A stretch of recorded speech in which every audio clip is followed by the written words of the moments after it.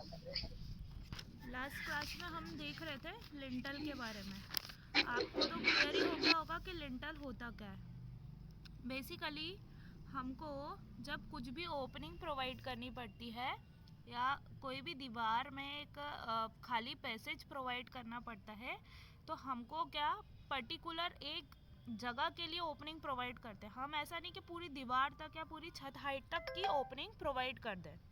आपने देखा होगा पूरी छत हाइट तक ओपनिंग हम प्रोवाइड नहीं करते हैं। क्यों? क्योंकि उतना बड़ा डोर हम कैरी नहीं कर सकते या उतना बड़ा डोर मैनेजेबल नहीं होता है। डोर रेलने लगता है, मतलब डोर आउट होने लग जाता है। ठीक है, तो उस हिसाब में हम क्या करते हैं कि हमारा जो डोर हाइट है या डोर विड्थ है वो एक फिक्स रहता है। ठीक है, डोर का एक स्टैंडर्ड साइज होता है। अब हम उतना उतना ही हमारा डोर का जगह छोड़ते हैं दीवारों में। ठीक है, और उतनी हाइट का और उतनी विड्थ का जो फिक्स है, जो स्टैंडर्ड है, उतना ही हम विंडो छोड़ते हैं। अब लिंटल से मतलब ये रहता है कि जो हमने नीचे की दीवार या नीचे की जो जगह खाली छोड़ी है, बाकी ऊपर तो ऊपर की जो दीवार है वो तो बनी रहेगी अपनी जगह। ठीक है, छत हाइट से थोड़ी कुछ दीवार अपने दरवाजे की हाइट तक इतनी इतनी दीवार तो हमको बनानी पड़ेगी। अगर हम इतना इतना डोर दे रहे हैं और इतनी बड़ी हमारी दीवार या छत हाइट है, ये ग्राउंड लेवल, ये छत हाइट तक अगर हम इसको खड़ा कर रहे हैं, तो हम डोर अगर इतना इतना दे रहे हैं तो बाकी की ऊपर की दीवार हमको बनानी पड़ेगी या ऊपर की दीवार हमारी बनती ही है। तो अब क्या रहेगा, ये दीवार कोई हवा में नहीं झूलेगी, इस दीवार का भी कुछ ना कुछ भार या कुछ ना कुछ लोड रहेगा। मतलब ये किसके ऊपर टिपके, ग्रेविटी होती, गुरुत्वाकर्षण होता है, उसको नीचे का सपोर्ट तो चाहिए ही चाहिए। और नीचे का सपोर्ट क्या छोड़ दिया आपने, खाली दरवाजे की जगह आपने खाली छोड़ दी। तो हम क्या करते हैं, जितना जितना हमारा दरवाज़ा है उसके ऊपर क्या डालते हैं, लिंटल डालते हैं। ठीक है, लिंटल क्यों डालते हैं, ताकि ये नीचे का पार्ट क्या है, ऐसा खाली है हमारा, और जो लिंटल रहेगा तो ऊपर से जो दीवारें हमारी बनी हुई है, तो ऊपर की दीवारों का लोड क्या होगा, डिस्ट्रीब्यूट हो जाएगा। आई बात समझ में? इसलिए हम लिंटल बनाते हैं।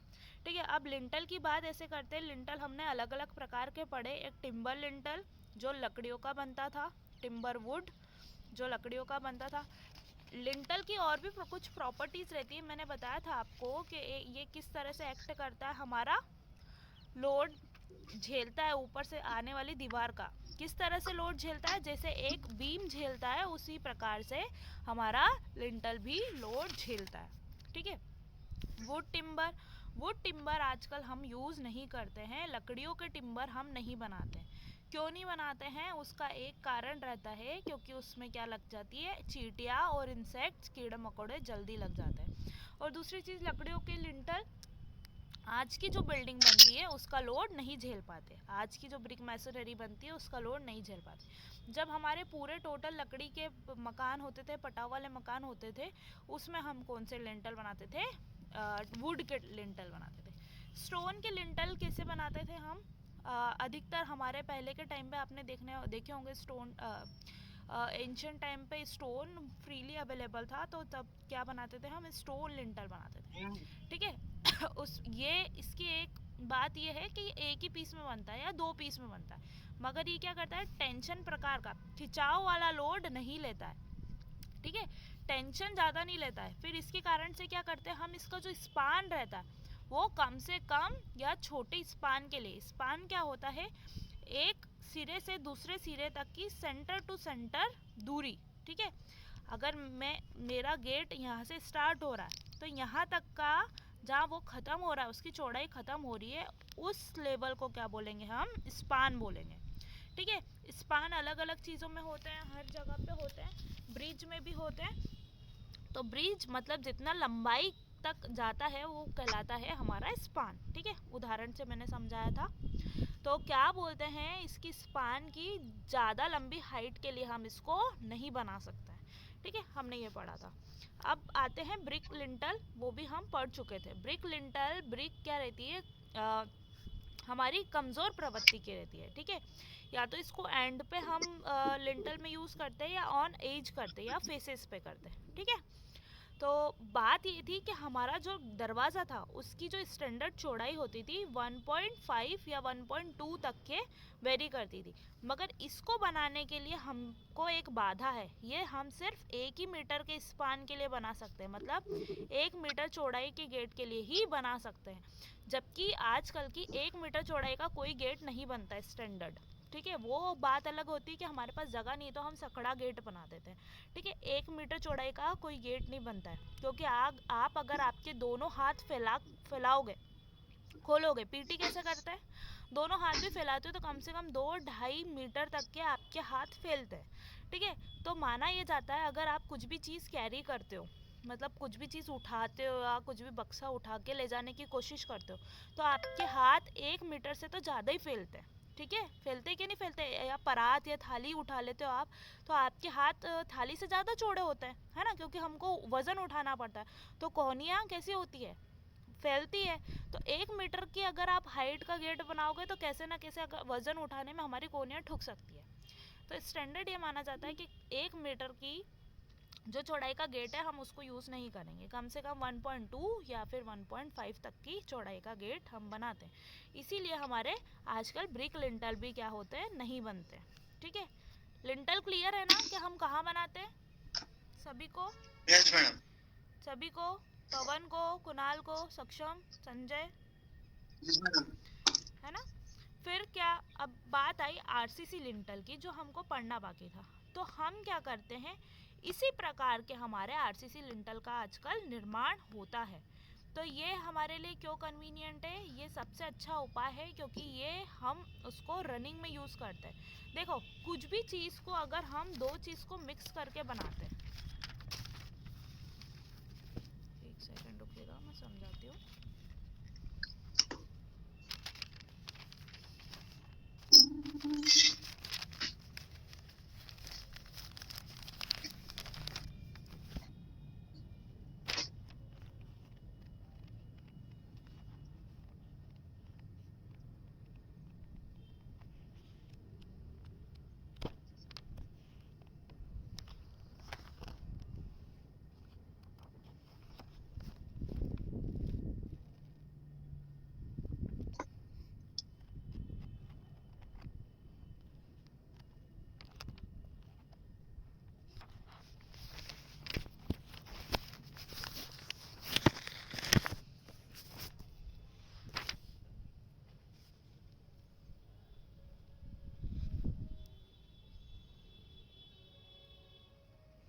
देखो, स्ट्रक्चर के बारे में बता रही हूँ। स्ट्रक्चर मतलब हमारा जो भी निर्माण कार्य जो भी हम करते हैं,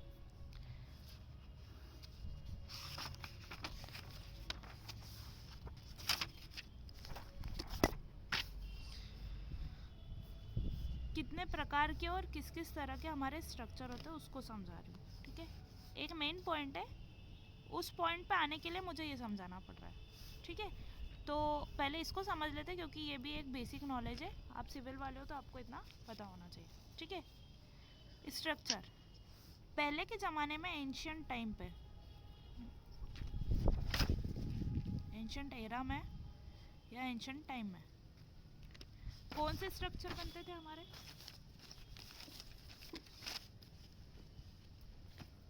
लिमिटेड स्टेट मेथड। नहीं नहीं, वो अलग चीज़ है भैया, वो आज से 100 साल पहले 200 साल पहले की बात है ये। Load bearing structure. नहीं रे भैया, किस प्रकार के या कौन सा मटेरियल यूज होकर के स्ट्रक्चर बनते थे? मैडम लकड़ी और स्टोन। किले हमेशा हमने स्टोन के देखे, ठीक है, यस देखे कि मैडम। नहीं? अब इसका मेरा कहने का तात्पर्य ये है कि पूरा होल स्ट्रक्चर, मतलब पूरा का पूरा स्मारक हमारा जो है, कैसे बना होता था? वो स्टोन से बना होता था। आई बात समझ में? इसमें किसी भी प्रकार का अदर मटेरियल, मतलब लकड़ी और स्टोन का कोई कॉम्बिनेशन ही है क्या? मतलब एक वुड के ऊपर आप अगर एक स्मारक फेंक देते हो या उतना इस पे लोड आता है वुड पे, तो वुड का कोई अस्तित्व बचेगा? कोई अस्तित्व नहीं बचेगा, क्योंकि इसकी लोड बियरिंग कैपेसिटी मतलब इसकी जो स्ट्रेंथ है, जो ताकत है, वो स्टोन के मुकाबले काफ़ी कम मानी जाएगी। इन दोनों का कोई कॉम्बिनेशन हाँ, बैठता है? नहीं बैठता। ठीक है, नहीं रहता। ये प्योर स्टोन की बात थी, जब स्टोन क्या था हमारा इजीली अवेलेबल, उपलब्ध था। ठीक है, और ये उस टाइम पे हम अफोर्ड कर सकते थे, मतलब जो राजा महाराजा जो भी स्मारक बनाते थे, जो भी स्ट्रक्चर बनाते थे, वो इसको अफोर्ड कर सकते थे। मतलब उत्खनन करके, उसकी ड्रेसिंग करके, उसको काट के निकाल के नक्काशियाँ करके, उसमें डिज़ाइंस बना करके ये सब इतना काम कर चला सकते थे। ठीक है, ये एंशियंट एरा की बात थी। फिर थोड़ा सा टाइम हुआ, मतलब जो अगर इसी टाइम में थोड़ा बेसिक पे आते हैं, तो तब क्या हुआ, हमारे वुड के घर बनने लगे। ठीक है, या फिर टिम्बर बोल लो।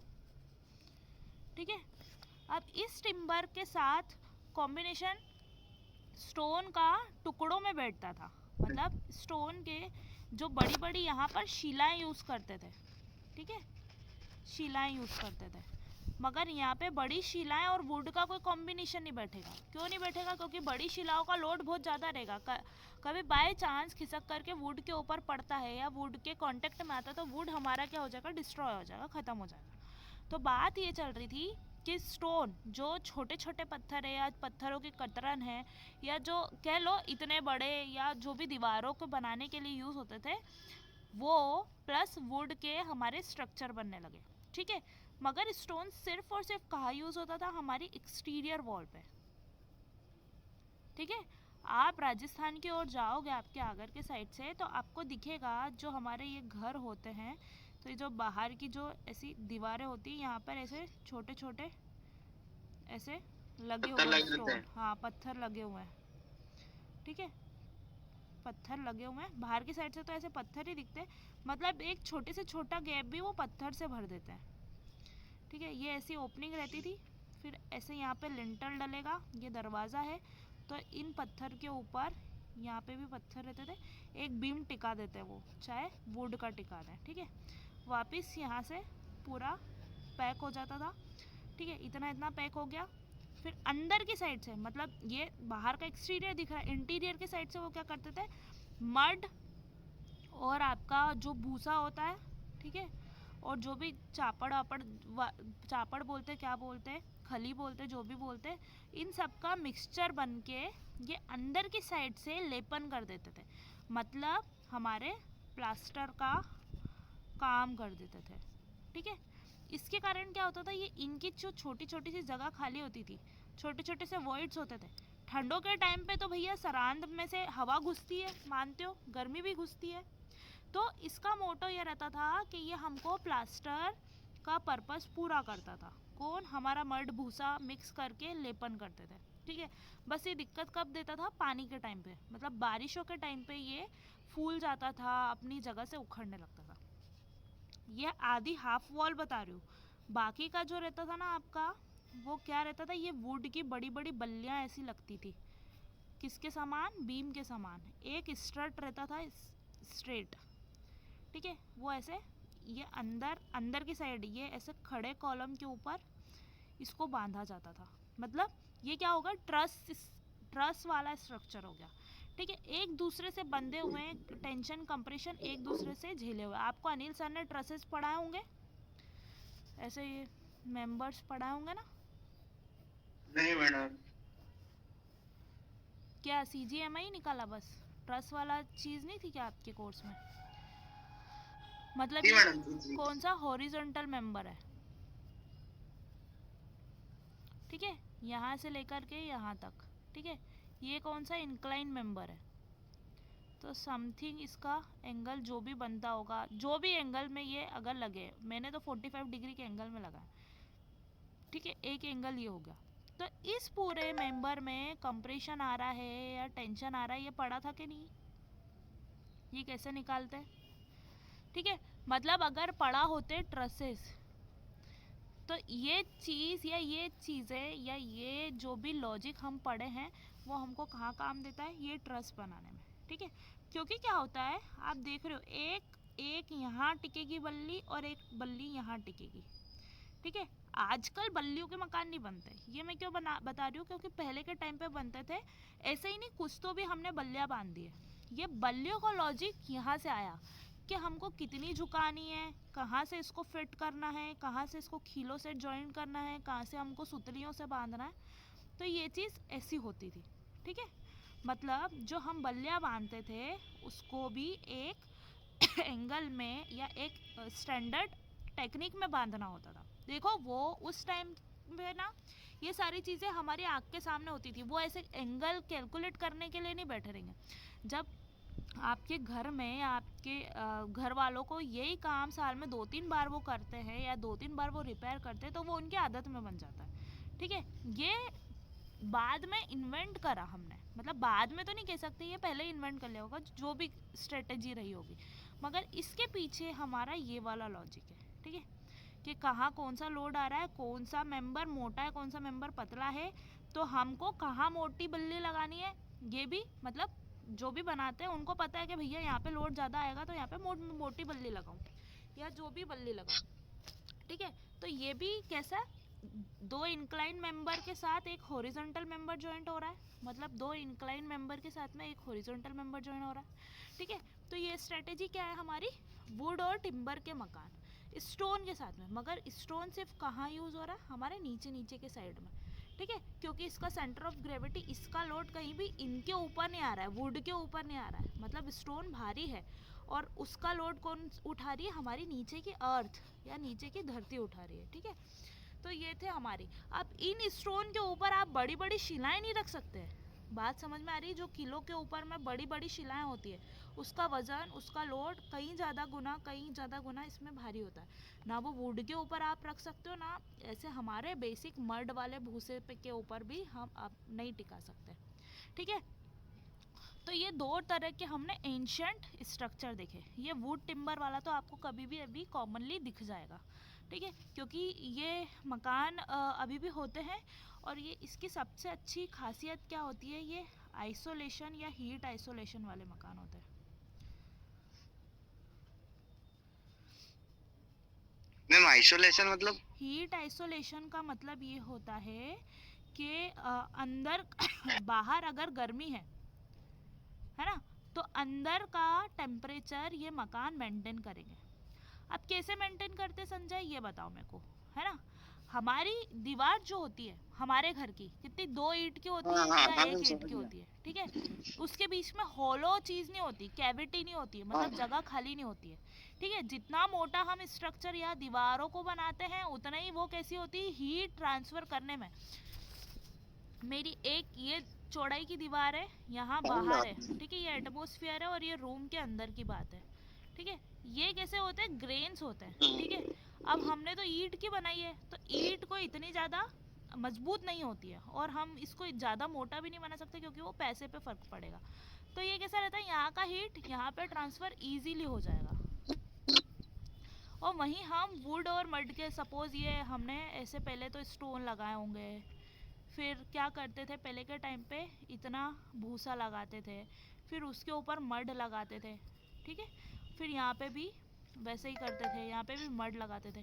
तो आप देखो कि दीवार जो बनती थी उन घरों में, पटाव वाले में या जो मिट्टी के जो होते थे, मतलब मैंने ये देखा है कि पुराने मकान तोड़ने के बाद उनको नया कंस्ट्रक्शन करना था, तो उनकी दीवारें इतनी मोटी टूटी कि प्लॉट एरिया इतना बड़ा हो गया, मतलब जगह घेर रहा है ना, ये स्ट्रक्चर हमारा जगह घेर रहा है, हमको यूज़ करने में जगह कम आ रही है, क्योंकि क्या हो रहा है कि हमारी दीवारें बहुत ज़्यादा मोटी मोटी बनती है। इसमें मोटी बनाने का पर्पस भी क्या है, ये चीज़ होती कमज़ोर, ये चीज़ होती थोड़ी मजबूत, ठीक है। ये सीमेंट कंक्रीट से बनती है, ये मड से बनती है, सॉरी सीमेंट नहीं, सॉरी सीमेंट अपना प्लास्टर होता है जो सीमेंट से बनता है, ठीक है। सीमेंट का प्लास्टर हम करते हैं आजकल, तो क्या होता है इसमें स्ट्रेंथ होती है।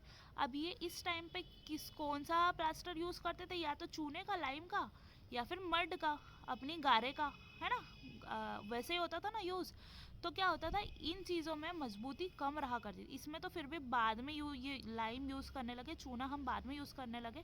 पहले के टाइम पे तो मिट्टी का ही, पीली मिट्टी का और यही लेपन करते थे। क्यों करते थे, क्योंकि फ्री ऑफ कॉस्ट मिलता था, हमको कहीं भी अवेलेबल मिल जाता था, ठीक है। तो इसका ये वीक होता है, ये स्ट्रेंथ नहीं झेल पाते, तो इस कारण से इनको मोटा बनाया जाता था, ताकि क्या सपोज इस साइड से उखड़ जाए तो ये कम से कम दीवार टिकी तो रहे, ऐसा नहीं कि दीवार गिर जाए, ठीक है। तो ये जो स्ट्रक्चर पहले बनाते थे, कोई भी बीम कॉलम स्ट्रक्चर नहीं होता था हमारा, पूरा का पूरा कैसा होता था, लोड बियरिंग स्ट्रक्चर होता था, ठीक है।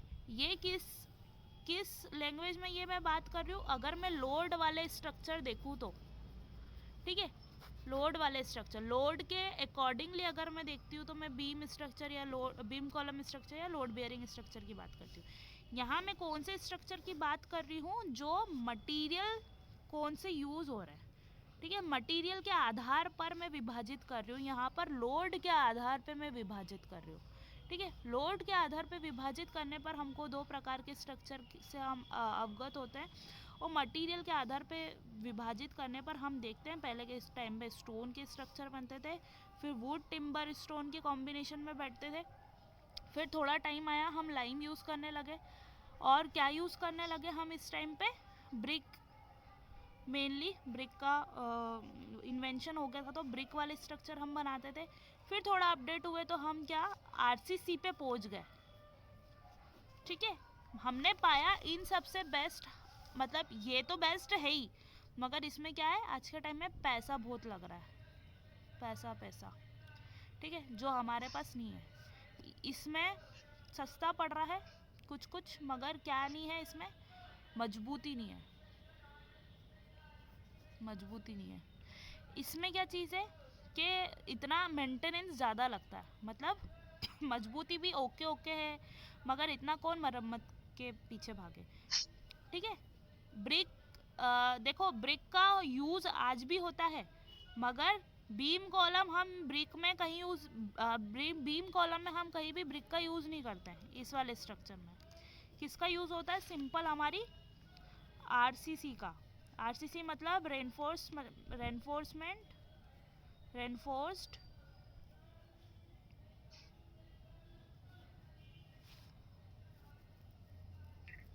कॉन्क्रीट और सीमेंट कंक्रीट और सीमेंट, ठीक है। रेनफोर्स सीमेंट कंक्रीट, रेनफोर्स का मतलब होता है जो हमारा स्टील या फिर सरिये को हम हमारी लैंग्वेज में स्टील बोलते हैं, सरिये का यूज़, सीमेंट का यूज़, और कंक्रीट। कंक्रीट क्या चीज़ होती है, हमारा एग्रीगेट, सैंड, और ये जो हमारी सीमेंट है, ठीक है, इसलिए हम इसको बोलते हैं आरसीसी स्ट्रक्चर। अब आरसीसी स्ट्रक्चर पे आते हैं, यही हमारा मेन है और यही हमको पढ़ना है, आगे सब्जेक्ट में भी यही आता है। अब आरसीसी की बात करते हैं, तो आरसीसी मतलब रेनफोर्स सीमेंट और कंक्रीट, ठीक है। इसके अलावा एक और स्ट्रक्चर बनते हैं हमारे, स्टील स्ट्रक्चर।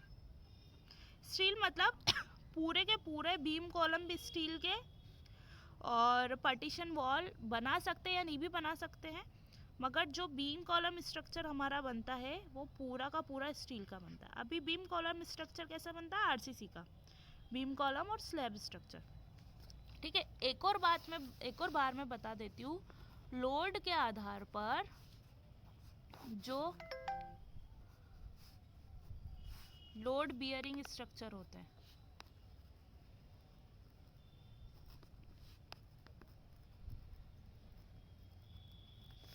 और एक बीम कॉलम स्ट्रक्चर।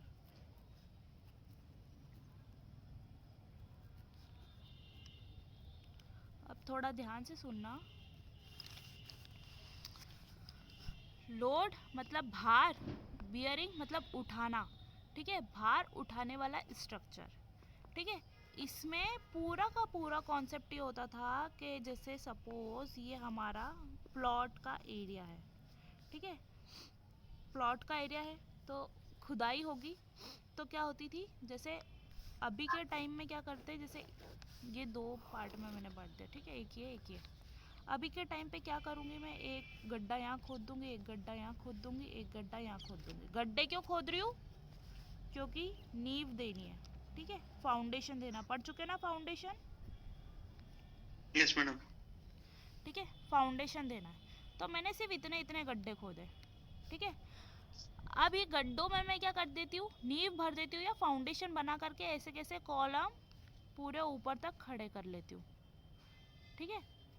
अब यहाँ की स्थिति में देखना, लोड बियरिंग स्ट्रक्चर क्या होते थे, पूरी की पूरी नालियाँ खुदती थी इतनी ही चौड़ाई की, कितनी चौड़ाई, इतनी चौड़ाई है ना, पूरी इतनी चौड़ाई की, पूरा का पूरा हमको खुदाई करनी पड़ती थी, जितना ये खोदेंगे उतना ही ये खोदेंगे, ठीक है।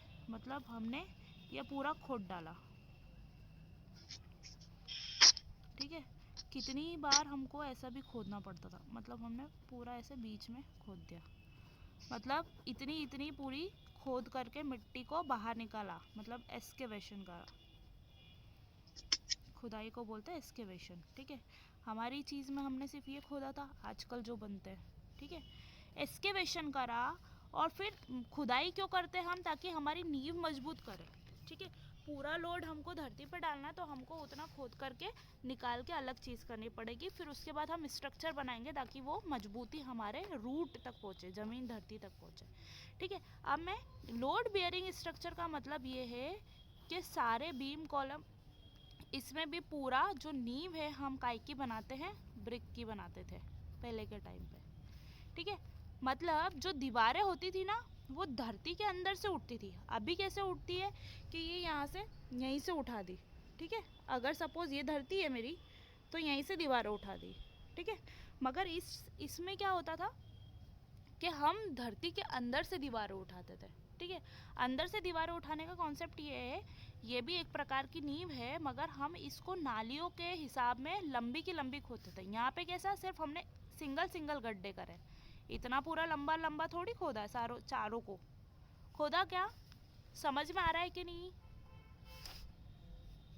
Yes madam. किसी को किसी भी पॉइंट पे कुछ दिक्कत हो तो मैं वापस रिपीट करती हूँ। वो कहाँ गया बैरागी?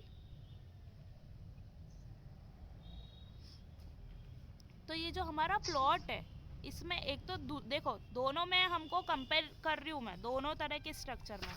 पहला कंपैरिजन या पहला डिफरेंस क्या आ गया कि इसमें खुदाई की ज़्यादा ज़रूरत पड़ी, ज़्यादा खोदना पड़ी हमको धरती नींव देने के लिए, और इसमें क्या करना पड़ा, कम खोदना पड़ा। मानते हो कि नहीं? इतनी पूरी की पूरी प्लॉट एरिया तक खोदोगे, कितना ज़्यादा खुदाई करनी पड़ेगी, और इसमें सिर्फ इतना इतना खोदना है। इसमें कितना, पूरा प्लॉट एरिया तक हमने खोद दिया, ठीक है। दूसरी चीज़, जब हम इसमें नींव डालेंगे तो पूरे एरिया तक में हम क्या, ब्रिक मैसोनरी बिछाएंगे, मतलब ब्रिक के ऊपर ही पूरा लोड केयरिंग काम होता था इस प्रकार के स्ट्रक्चर में। मतलब जब आप प्लिंथ तक आओगे, ये गड्ढे खुदे हुए मतलब धरती के अंदर हो, सब स्ट्रक्चर में हो, जब सुपर स्ट्रक्चर तक आओगे, अंदर तक भराव कर करके आप कहाँ पहुँच गए, धरती का लेवल आपने मैच कर दिया, मतलब जो आपकी धरती है और जो खुदाई वाला पार्ट है वो पूरा एक हो गया, ठीक है। यहाँ तक कि आपने ब्रिक मैसोनरी का वर्क करा, ठीक है। फिर बाद में जब वॉल खड़ी होती है, मैं ये प्लान बता रही थी, इसका मैं एलिवेशन बता देती हूँ, ठीक है। ये हमारा ग्राउंड लेवल है, ठीक है, ये वाला। आपने क्या करा था, ये ऐसे सपोज ऐसा प्लॉट रहा होगा, ठीक है, 3D में। तो आपने क्या करा, ऐसी की सीधी ऐसी नालियाँ खोदी थी, ठीक है, एक ऐसी फिर ऐसी। आ रही है, थोड़ा बहुत समझ में आ रहा है क्या 3D में? मतलब बहुत ज़्यादा गहराई तक आपने ये ज़मीन को खोद दिया था, फिर आपने पूरे में ब्रिक वर्क करा,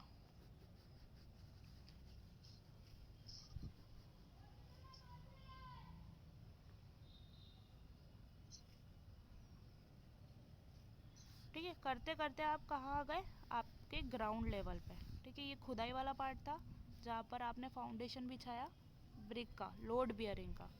फिर आप कहाँ पहुँच गए, आपके ग्राउंड लेवल पे। फिर अब आप यही जो आपकी चीज़ें हैं, यहीं से आप ब्रिक की वॉल उठाना चालू कर देते हो। समझ में आ रहा है क्या? ब्रिक मैसोनरी जो बताया था, तो ये हाँ आप मैडम। हाइट तक आ गए। फिर यहाँ पे आपने दिया दरवाज़ा, यहाँ तक के आपने ब्रिक उठाई। फिर यहाँ पे क्या कर दोगे, लिंटर डाल दोगे। यहाँ पे खिड़की देना तो खिड़की आ गई, छत दरवाजे हाइट तक की। फिर आपने लिंटर डाला, फिर ब्रिक उठाई, ठीक है, फिर ब्रिक उठाई। फिर ब्रिक के ऊपर ही क्या करते हो आप, पूरी गर्डर डालते हो, मतलब ये पीछे वाली दीवार, उधर पीछे वाली, और ये आपके आगे वाले दीवार। आपने फिर क्या करी, गर्डर डाली, ठीक है।